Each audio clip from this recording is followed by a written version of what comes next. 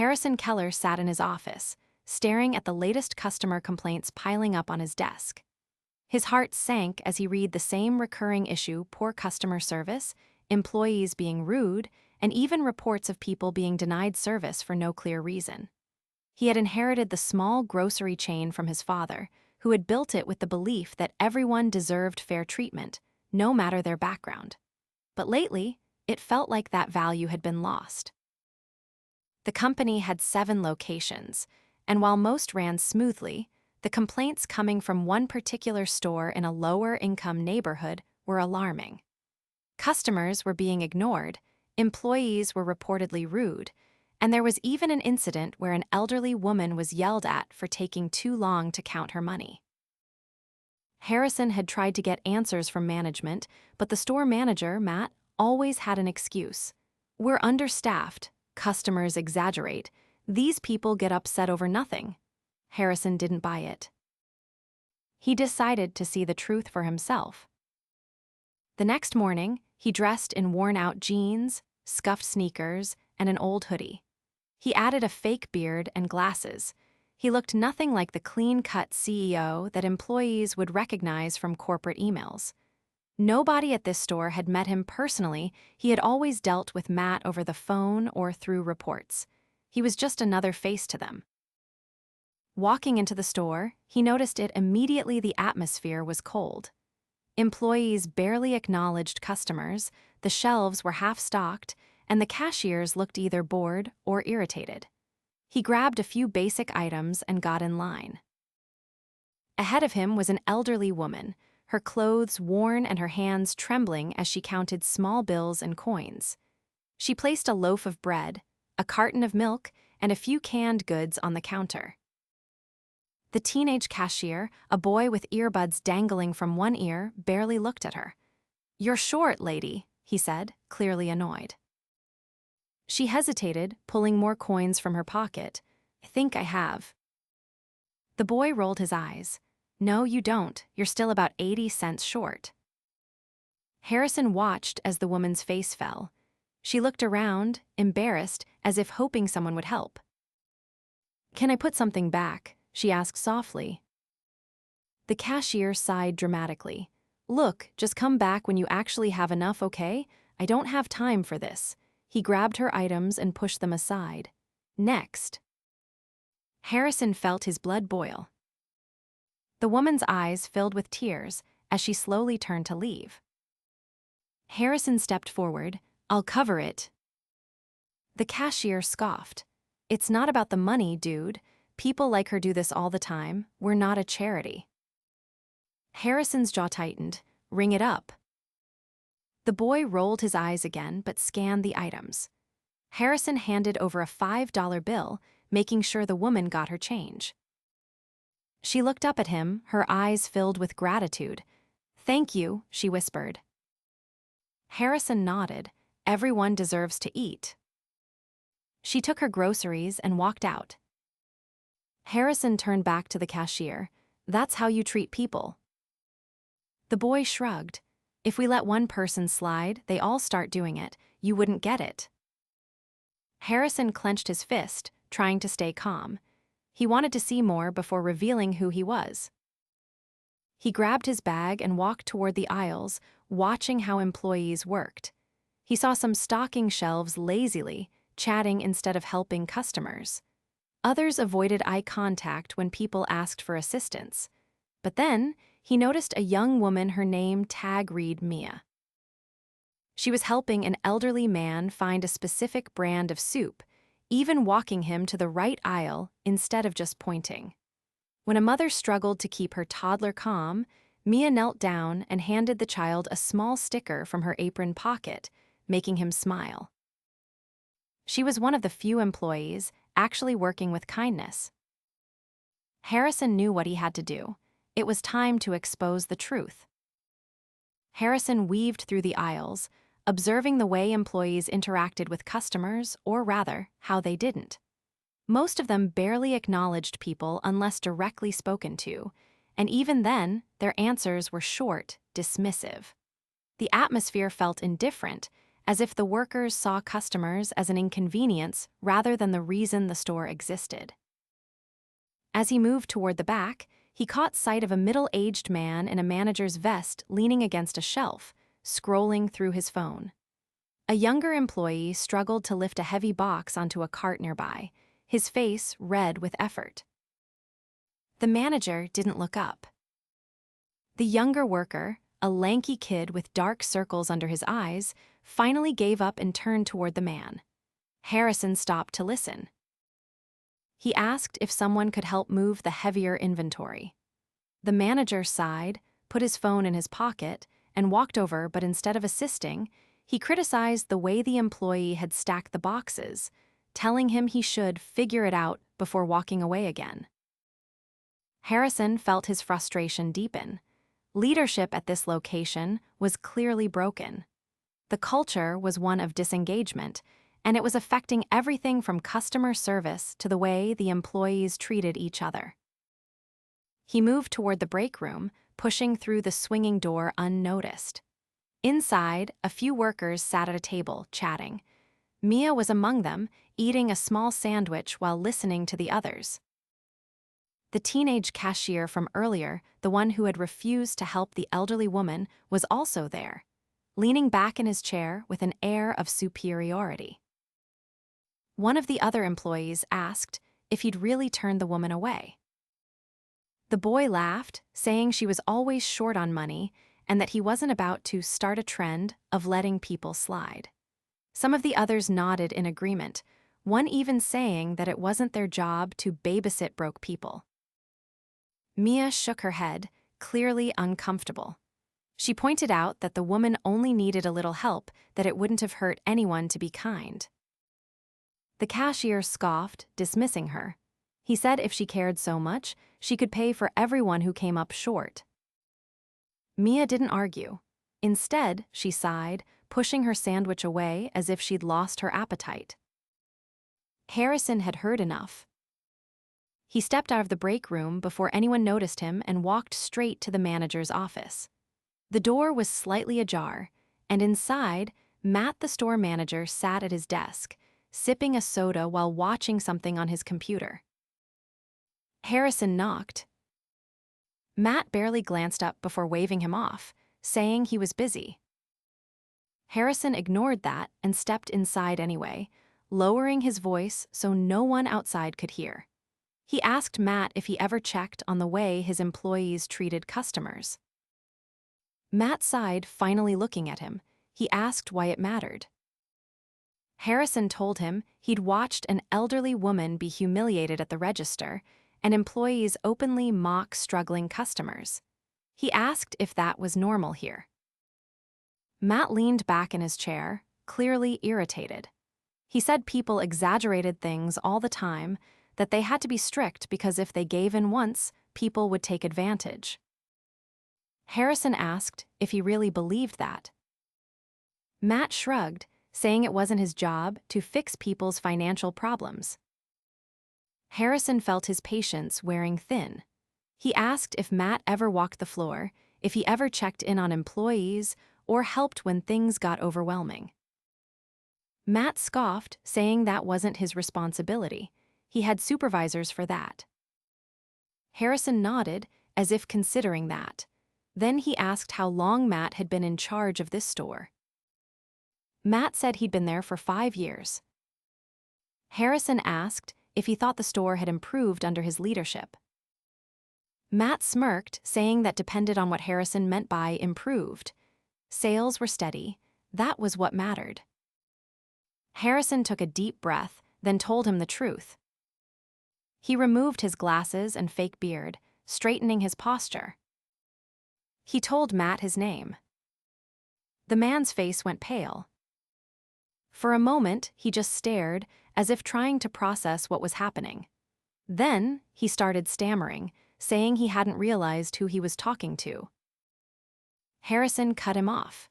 He said it didn't matter who he was talking to. The problem was that Matt clearly didn't care about the people who kept this store running, whether they were customers or employees. Matt tried to defend himself, saying certain neighborhoods had different realities, and that Harrison didn't understand what it was like to run a store in a place like this. Harrison's jaw tightened. He asked if Matt really believed that basic respect depended on location. Matt didn't answer. Harrison told him he'd read the complaints, but seeing it firsthand was worse. He said leadership set the tone for a workplace, and the tone Matt had set was one of indifference and cruelty. Matt started saying he could fix things, that he hadn't realized how bad it looked from the outside. Harrison shook his head. He said leadership wasn't about fixing things. When someone was watching, it was about doing the right thing when no one was. Then he told Matt he was done, effective immediately. Matt's protests were cut off when Harrison walked out of the office, his decision final. The staff had no idea what was coming next. As Harrison stepped out of the office, the tension in the store was palpable. A few employees had noticed his conversation with Matt and were whispering amongst themselves. Some looked confused, others uneasy. He didn't need to explain himself yet. There were more issues that needed addressing first. He walked back onto the floor, scanning the space for the teenage cashier who had humiliated the elderly woman earlier. The boy was still at the register, slouching against the counter, only half paying attention as customers lined up. His expression was one of boredom, as if the job was nothing more than a chore. Harrison stepped into the line, watching closely. A mother with a small child approached, struggling to unload groceries while keeping the toddler from wandering off. The boy barely glanced at her, letting her fumble with the bags without offering assistance. When she handed him cash, he took it without a word and tossed the change onto the counter instead of placing it in her hand. She hesitated, then quickly gathered the coins and walked away. That was enough. Harrison stepped forward. The boy barely looked up, asking in a dull voice if he was paying with cash or card.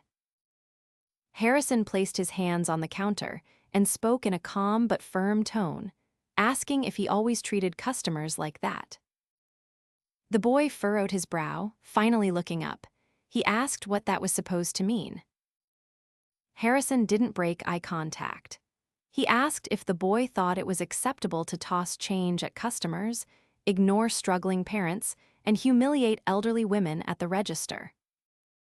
The boy's posture straightened slightly, his confidence wavering. He said he was just doing his job, that he didn't have time to hold every customer's hand. Harrison asked if he really thought basic kindness was extra effort. The boy scoffed, saying some people expected too much. Harrison didn't raise his voice. He simply told the boy who he was. The color drained from the cashier's face. His mouth opened slightly, but no words came out. Harrison let the silence stretch between them for a moment before he spoke again. He said the way an employee treated customers reflected the values of the company, and right now, the boy was making it clear he had none. The boy stammered, saying he didn't mean anything by it, that he was just following the way things were done at this store. Harrison asked if that was supposed to justify it. The boy looked down, unable to answer. Harrison exhaled, then told him that working in customer service didn't just mean scanning groceries. It meant acknowledging the people who walked through the doors, treating them with dignity. He asked if the boy had ever considered what it felt like to be in those customers' shoes. The boy didn't respond at first, but his shoulders tensed. After a moment, he muttered that he didn't think about it that way. Harrison told him that was the problem. He didn't fire the boy on the spot. Instead, he said he would be given a choice: either start taking the job seriously and treating customers like human beings, or leave. There would be no second chances. The boy swallowed hard and nodded, his usual arrogance gone. Harrison didn't wait for a response. He turned away and walked toward the employees near the aisles, their eyes wide after witnessing the exchange. Mia was among them, her arms crossed, watching carefully. He approached her directly, asking how long she had worked at the store. She hesitated, then said it had been about a year. Harrison asked why she was one of the few employees who actually seemed to care about customers. Mia looked uncertain, then said she had been raised to believe that small kindnesses mattered. She had seen too many people struggle, and it didn't seem right to make their day harder. Harrison nodded, then asked if she had ever considered applying for a leadership position. Mia blinked in surprise. She said she never thought she would be considered for something like that. Harrison told her that was about to change. He turned to the rest of the employees, raising his voice enough for them to hear. He told them things were going to be different from now on. Leadership would no longer tolerate employees who treated customers with disrespect. The store would be run by people who actually cared about the people who shopped there. Anyone who had a problem with that was free to leave. A few employees shifted uncomfortably. Some exchanged nervous glances. Mia, however, stood a little taller. Harrison didn't need to say anything more. The message was clear. The store's culture had been broken for too long. That was about to end. The employees stood in uneasy silence, processing what had just happened. Some shifted awkwardly, avoiding eye contact, while others glanced at one another as if waiting to see who would speak first. The weight of Harrison's words hung in the air, leaving no room for doubt things were about to change, whether they liked it or not. Mia was the only one who didn't look unsure. Her expression was steady, though there was a flicker of surprise in her eyes. She hadn't expected to be singled out for something positive, not in this place. Harrison turned to her again, studying her reaction. "Do you want the position?" She hesitated for only a second before nodding. "Yes." A few employees exchanged looks, some skeptical, others indifferent. One of them, a young man with his arms crossed, let out a short laugh. "So what? She's just in charge now." Harrison didn't look at him. "She's getting a chance to prove herself, something a lot of people here never even bothered to do." The young man's expression stiffened, and he quickly looked away. Harrison turned his attention to the rest of the staff. "I'm not asking for perfection.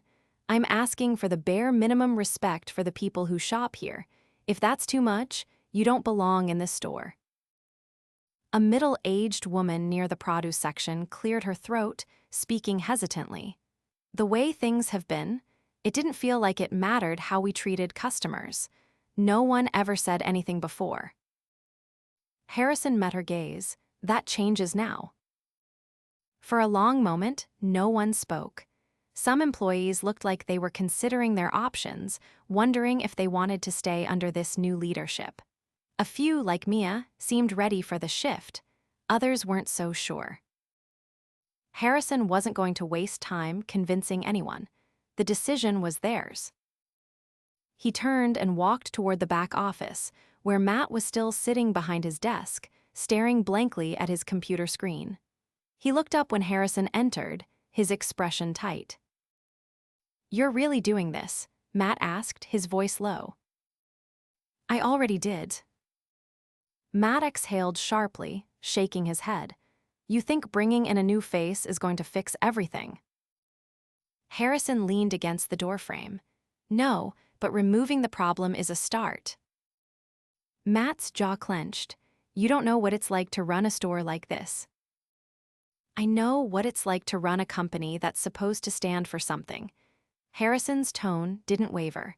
"And I know when someone in charge is making things worse instead of better." Matt looked away, his fingers tapping against the desk. "Guess it doesn't matter what I say now, does it?" "No," Harrison said simply. Matt stood up, grabbing his things. He didn't argue any further. He just walked past Harrison and out the door, disappearing down the aisle without a word. Harrison didn't watch him go. He had more important things to focus on. He returned to the front of the store, where Mia was still standing near the registers. The teenage cashier, his posture tense, his face unreadable, was still at his station, processing customers quietly. Harrison didn't approach him yet. That was a conversation for later. Instead, he turned to Mia. "You're in charge until I bring in a new store manager. I want to see what you do with it." She swallowed, nodding. "Okay." Harrison glanced around the store.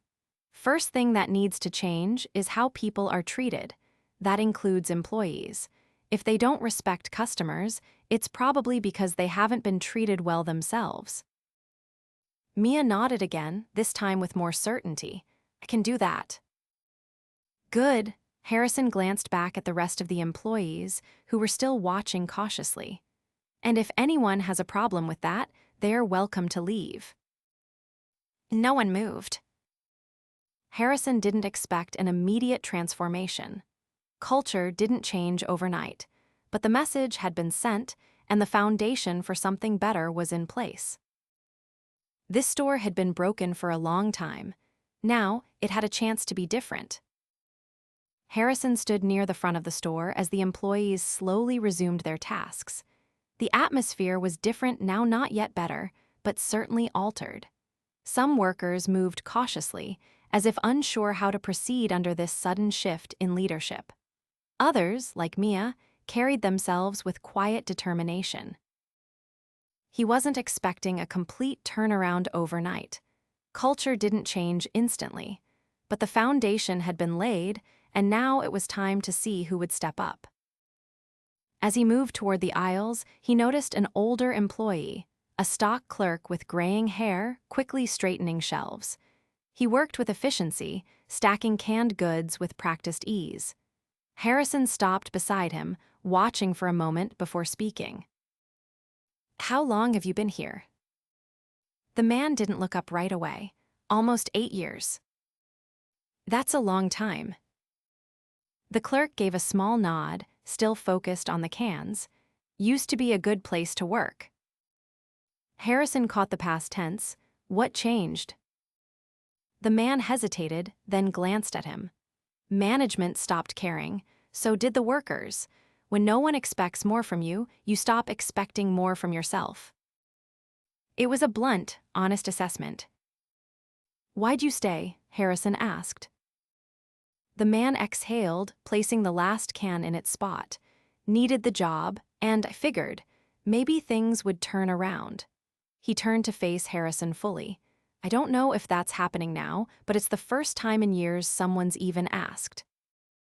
Harrison gave a small nod, then walked away, leaving the man to his work. Further down the aisle, he spotted Mia speaking with a younger employee near the dairy section. The conversation was quiet but firm, and as Harrison approached, he caught pieces of it. "You can't just ignore people. If a customer asks for help, you help them," Mia was saying. The younger worker, a girl in her early 20s, shifted uncomfortably. "It's not like I'm rude, I just don't always know what to say." "Start with 'Can I help you find something?'" Mia said simply. "It's not about having the perfect answer. It's about making sure people feel like they matter." The girl nodded slowly, considering that. Harrison didn't interrupt. Instead, he continued walking, observing how the store functioned under this new energy. Some employees carried on as usual, either out of habit or reluctance to change. Others, like Mia, were already adjusting, taking the shift seriously. At the front, the teenage cashier still stood at his register, his expression carefully neutral. Customers came and went, and while he wasn't exactly warm, he was at least more mindful. He handed change properly, acknowledged people when they approached. It wasn't a complete transformation, but it was a step. Harrison stopped near the exit, watching the store as a whole. It was still the same place, same walls, same shelves, same people, but the undercurrent running through it had shifted. The indifference that had ruled for so long was cracking, making way for something new. It would take time. Some employees would adjust, others wouldn't. Some would leave, and new ones would take their place. But if today had proven anything, it was that leadership set the tone. And from now on, that tone was going to be different. Harrison took one last look before stepping outside. The work wasn't done, not by a long shot. But for the first time in years, it had finally begun.